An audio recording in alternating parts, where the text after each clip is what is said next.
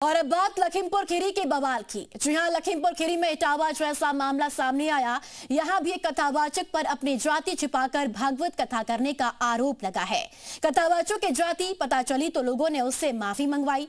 हालांकि कथावाचक ने आरोप लगाया है कि उससे जबरन माफी मंगवाई गई।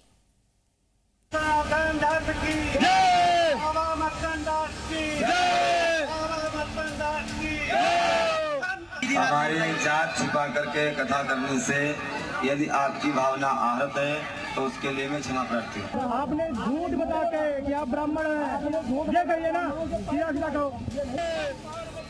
भागवत कथा पर फिर कोहराम मचा है, फिर जाति को लेकर घमासान छिड़ा है। कुछ दिनों पहले इटावा का मामला तो आपको याद ही होगा। जाति छिपाकर भागवत कथा कहने पहुंचे दो कथावाचकों की लोगों ने पिटाई कर दी थी। उनके साथ बदसलूकी का वीडियो सामने आने के बाद बड़ा बवाल हुआ था। मामले ने सियासी तूल भी पकड़ा था। अब ठीक ऐसा ही कुछ यूपी के दूसरे जिले लखीमपुर खीरी से सामने आया है। यहाँ भी भागवत कथा के लिए आए कथावाचक पर अपनी जाति छिपाने का आरोप लगा है। फिर लोगों को जैसे ही पता चला कि कथावाचक ने खुद की जाति छिपाई तो वो भड़क उठे। आपने झूठ बता के कि आप ब्राह्मण हैं, ये कहिए ना, सीधा कहो। खमरिया इलाके में एक मंदिर परिसर के अंदर भागवत कथा का आयोजन हो रहा था। बताया जा रहा है कि कथावाचक पारस मौर्य ने लोगों से अपनी जाति छिपाई, खुद को ब्राह्मण बताया, लेकिन असलियत सामने आई तो लोगों ने पारस मौर्य को घेर लिया। जाति छिपाकर कथा कहने के लिए सभी लोगों के सामने माफी मंगवाई गई।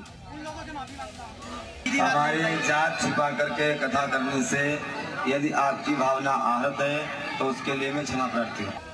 पारस मौर्य ने बताया कि वो लंबे वक्त से कथा करते आ रहे हैं, लेकिन ऐसी गलती नहीं की। ऐसा गलती हम कभी किए नहीं है और भविष्य में ऐसी कभी करने की प्लान भी नहीं है। सामूहिक भोज के समय कुछ लोग आए जो अपने को क्षेत्रीय विधायक का आदमी बताते हुए जबरदस्ती चढ़ावा मांगने लगे। मेरे मना करने पर उन्होंने मुझ पर उपरोक्त झूठे आरोप लगाकर जबरदस्ती माफी मंगवाई। लोगों के आक्रोश को देखते हुए पारस मौर्य भागवत कथा छोड़कर निकल गए।